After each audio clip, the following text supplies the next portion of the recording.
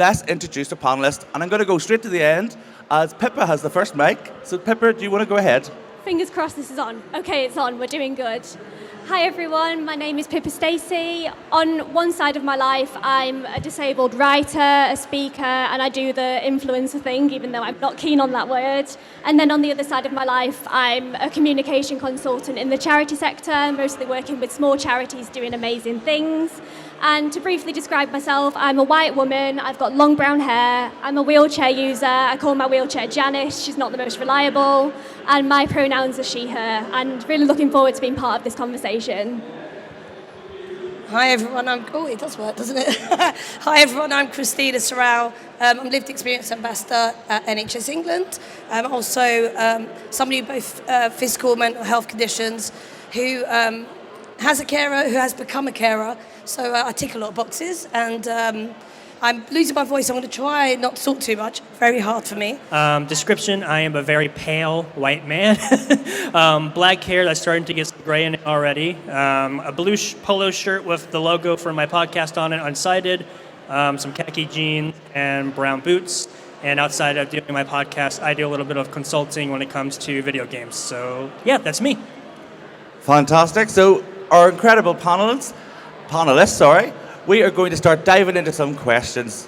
Now, firstly, I am going to apologise to the whole room because I am Northern Irish and I do not come with captions unless you're online. So hello everybody online, you probably will not, this will not work because of my accent. So we're going to talk about digital accessibility, particularly around websites and services and products. 98% of the world's top 1 million websites are not fully accessible to disabled people. That means there's maybe missing alt text, there's maybe missing flows around, structure around the page, there's missing headings, there's missing links, there's missing contrast, the list goes on, but apparently the world is not getting switched on to say, well, why aren't we including people? So I am going to pass over to Chad for the first question. I'm going to ask you, Chad, what are some of the barriers that you have personally faced when it comes to digital accessibility? It's kind of funny because I actually am just encountering one very recently. Obviously, as I host my podcast, I have to use a website where the podcast is kind of uploaded, published, and then distributed to all the other platforms like Apple, Amazon, and Spotify. And recently, the platform I use, it used to be called Anchor, but now they've changed this Podcasters for Spotify. They updated their interface, and before the update, it was very accessible using my screen reader and my keyboard shortcuts. However, since they've updated the interface, and was very recently, I've noticed that trying to use my keyboard shortcuts, when I'm using my voiceover, it'll tell me if you press this key, it'll let you do this, this, and that, or if you press this key, it'll take you here. That doesn't work. So it's frustrating that you're being told by your screen reader, if you do these keyboard shortcuts, it should work. But then when you go to use the website and put in those keyboard shortcuts, nothing's working. So it's become very unintuitive. You know, it was very straightforward. And sometimes I feel the frustration is a lot of these apps or these websites, they have accessibility or they work properly, and then they update them, and then they've just broken them. And then I feel like they won't fix it until we tell them that it's broken. If you get lucky enough to actually get someone to reply to you after you've told them why they should revert to a way they were doing things, or they need to look at their infrastructure on the back end. But yeah, that's actually been very recently, within the last 2 weeks, that I've been very frustrated with a website. Thank you very much, Chad. And will we pass down to Cristina for the next question as well? So Cristina, tell us your experience of inaccessibility on websites. Yeah, so... No, good, Cristina. We're going to move around. We're not going to do it in a row. Yeah. So I was just going to let him go with it, but for me, I absolutely understand the whole updating of, some of the ones that we use at work really winds me up. So I end up just like getting really frustrated, and it's like, oh, it's not working. The chat's not working. Oh, I can't add any attachments. And it's all those things that you're like, was there an update? Is everybody else having the same problem? And so I can't go on too much about that because it is in terms of work stuff. But personally, I really, really struggle with concentrating when there's too many clicks. So, I even get bored and end up, oh, that looks more interesting. And off I go off, talking about something else, looking at something else. So to try and keep my concentration, if there is too many clicks, then I'm going to go learn all about, I don't know, sowing pumpkin seeds or something random for my allotment. when I'm meant to be concentrating on something else. So things like that. But in terms of me as a lived experience ambassador, everything I do is about amplifying the voice of patients, service users, carers. I was unaware how difficult software and digital stuff was until I started speaking to other people. And actually, what matters to you, and what do you mean? What do you mean by that? They're like, well, if you send me a PDF, I can't read that screen reader. And so it was things that I was really unaware of.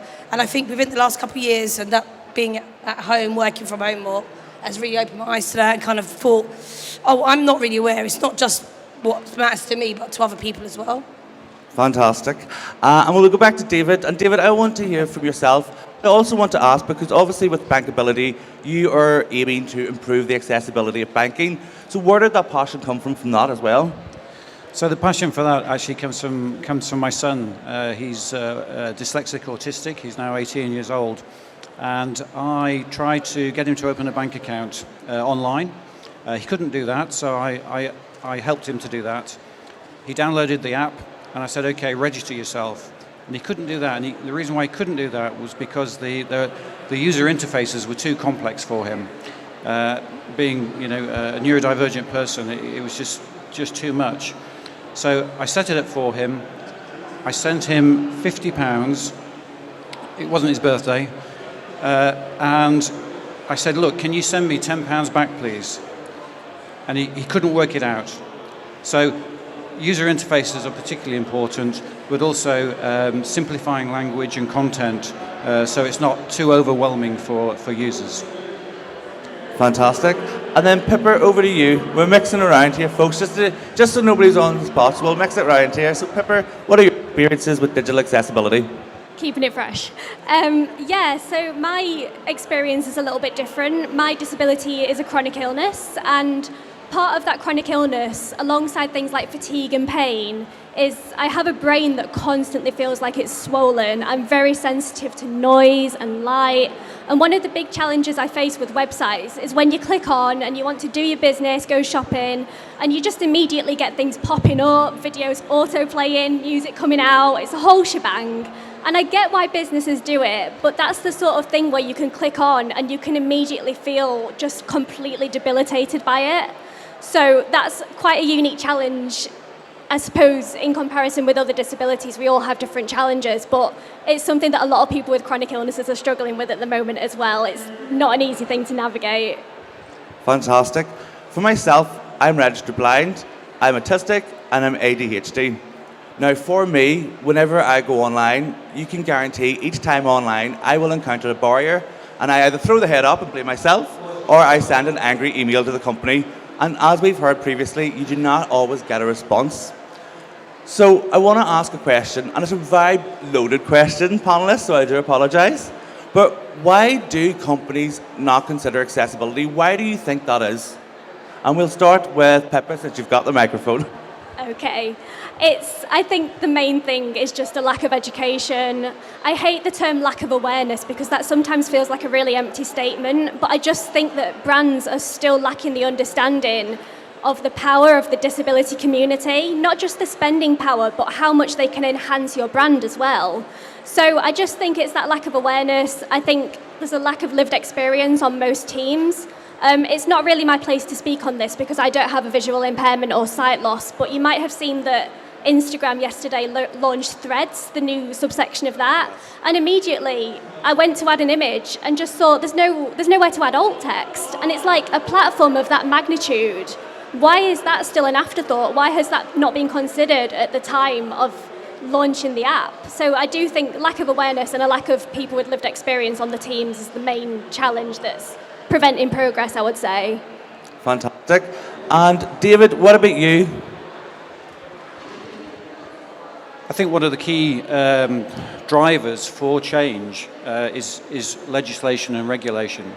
And certainly in the US, and Chad, I'm sure you'll be able to support this, since the ADA legislation was brought in over there, there have been a lot of successful litigation actions against companies who do not provide accessible websites, for example, and mobile apps. In Europe, there is some very close legislation to that, which is going to come into effect this year. But of course, the UK is not in Europe anymore. I don't know if anybody heard that. And we definitely lag behind.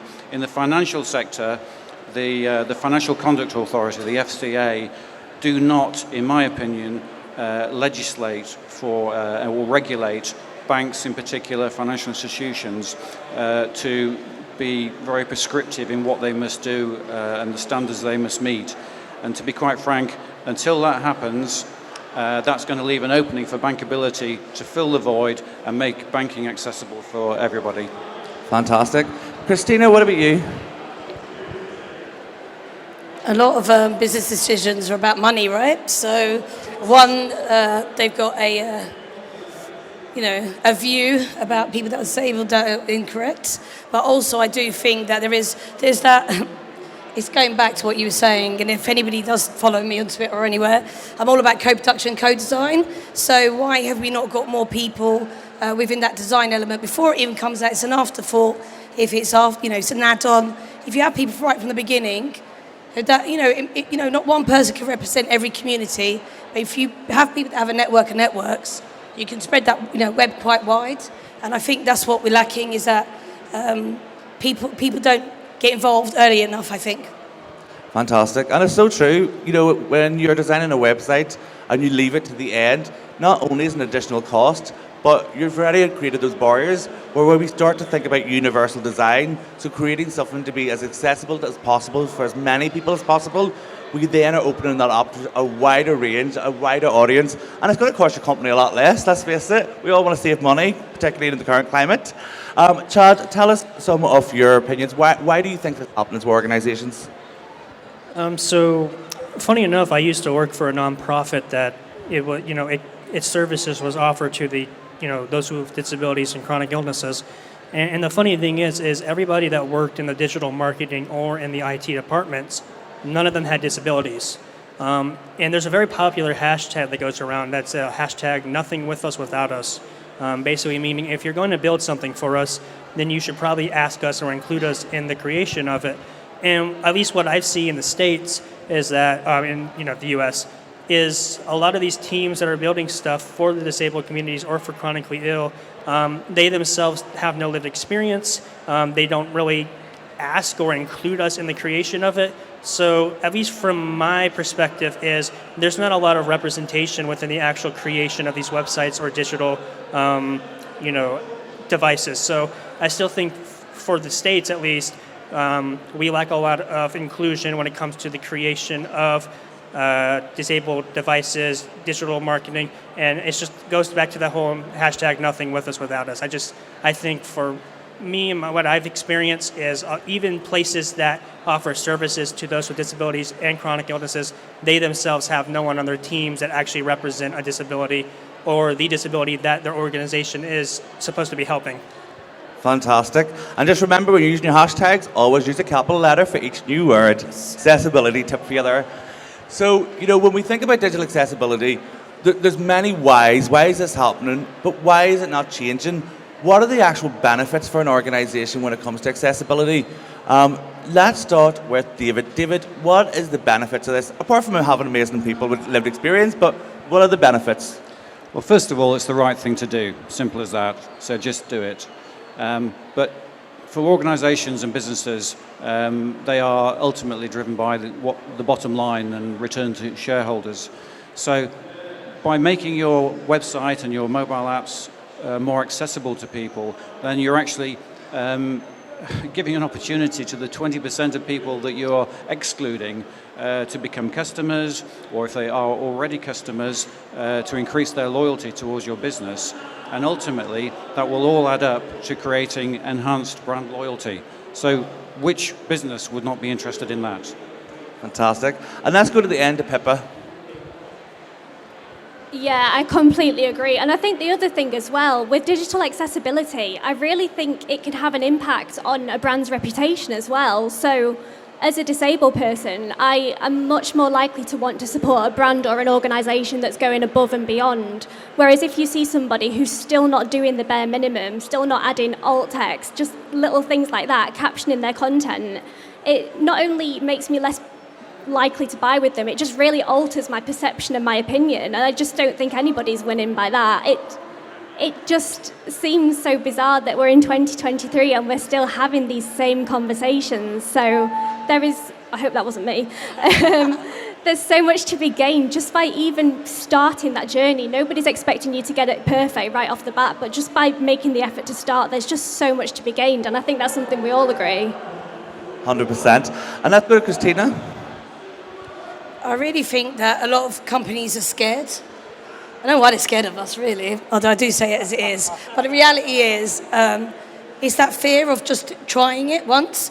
And actually, I think that nothing is a failure. It's always like a learning experience. And you can always improve. And, you know, when I graduated as an IT a technology kind of consultant, it's much more expensive to do an add-on after something's been developed than incorporate it right at the beginning. And I think that's what they're missing out on. So not only are they missing out on part of the market, and actually, if not everyone's doing it now, wouldn't you get in there first? So you've got that brand loyalty. Get in there first, get on with it, and then, you know, people will stay with you because they see that you're, you know, an early adopter. Well, it isn't early, we know, but you know, at the end of the day, things are evolving, and I think it is about time that people get called out. You know, companies get called out if they're not doing it as well. And that call out is so important, and I think we're seeing that more and more. Aren't we? More people calling people out on Twitter, LinkedIn, on the websites, on social media, everywhere you look, people are starting to call it out. I do it all the time. I tell people I'm having a passionate rant, but it's frustration. We are excluded, and as I said, 98% of the world's top 1 million websites aren't accessible. We are excluded, we are frustrated, and if COVID has taught us nothing, it is that we are all able to navigate online, and if you're creating barriers for us there, then you're not going to have that brand reputation, and you're missing out on an incredible talent pool of people. Chad, what about yourself? We'll come to you. Just before you do that, I'm just going to say, it's cool. Somebody taught me a new term recently, radical honesty, and I'm going with that one. Oh, I Radically love that. So the question was, what are the benefits, correct? Yes, indeed. Well, first, I think a reason that some of the companies, at least that I've tried to get jobs with, they're very inundated with archaic systems that they don't want to do away with because they've done it a certain way for so long that they feel if they change it, they have to relearn everything, and it's going to take too much money, too much time. So they don't want to, you know, put their resources into something that they have to take time to actually learn. So, I mean, that's just my opinion. But in terms of the benefits, I mean, it's like if you build it, we're going to buy it. You know, we will support companies that are helping us to have the same sort of experience that everyone else has. And I just think, you know, it's all about equality and accessibility, but we need to make sure that it's universal accessibility and equality. And for me, you know, I think back to when I was trying to get a job with Spectrum just to do a call center job. I was like basically being told, okay, we'll hire you. But the second I said, well, if I'm going to do this job, I'm going to need a screen reader. They immediately start backpedaling and say, oh, well, we can't do it because our security systems, the way that we do things, we can't have you bringing in an outside screen reader. And, you know, that's immediately I'm like, okay, well, I'm not going to take the job then. And then I get a job with a nonprofit that when I tell them, hey, I need a screen reader, I need to make sure that the digital technology I'm using is accessible, they're like, yeah, we'll get you with the DBS, we'll get you with the Lighthouse of the Blind, we'll make sure that you have all the technology, all the accommodations you need, and obviously I took that job. So for me, when it comes to companies that you're trying to get a job with, the benefit is, well, on one hand, you won't take a job, you won't get hired. On the other hand, you will want to take the job and you'll want to work with that company because you know that they cater to you and they care about your lived experience with disability or chronic illness. Fantastic. And you know, we've heard it from nearly everybody here. It's a learning. There is a gap in knowledge. You know, I look at education and I think, why aren't we teaching digital accessibility in schools? You know, we do ICT or word processing or whatever that computer class is called these days. It's a long time since I was in education. But why are we teaching young people this? You know, we are teaching segregation in education. Our young people don't get to learn how to include others online. And let's face it, the world is moving online and we are seeing it rapidly happening. We're seeing the acceleration of AI, augmented reality. If you haven't tried Hado, go check that out. You know, we're seeing an acceleration here. So why is there this gap in knowledge? Marketers go to university, they don't learn accessibility. Developers don't always learn accessibility, so people are having to go out and teach themselves this knowledge. Now, this is a shorter panel, so I'm going to kind of bring us to our last question, and I want to ask a panelist, what are some of the tips that you would give?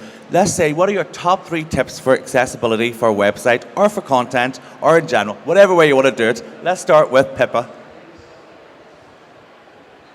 Playing past the mic. Oh, top tips. Obviously, I'm not going to include the bare minimum in my answer. I think everyone should be adding alt text, adding captions to their video content. I think another big thing, not to go off on a tangent, but something that does come into the digital access conversation is inclusive language. That's another big thing that I think needs to evolve.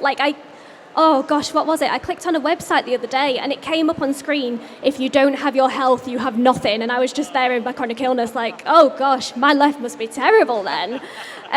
So inclusive language, just being able, I think consult with disabled people who have the lived experience would be my top tip, because I guarantee they will spot things that you haven't. And I think that's the way that we really learn from the people who know it best. But respect disabled consultants' time and pay them fairly as well, of course. Exactly, pay us for our time. And pass over to Cristina, go ahead. Yeah, I could talk about that, paying people's time all day, but top tips, is about co-designing, but also think about who you're inviting in. Maybe you should be going out to where communities are rather than into your work environment. I think during the pandemic, it was quite obvious people could work from home. I was told many times I couldn't. And actually, that quickly changed everything, didn't it? So how do we go out to people but not always hear from the same voices? I think that's really important, that we need to remember in England we do have the Equality Act. It isn't just about one of the protected characteristics. It isn't just about one method of getting information from people.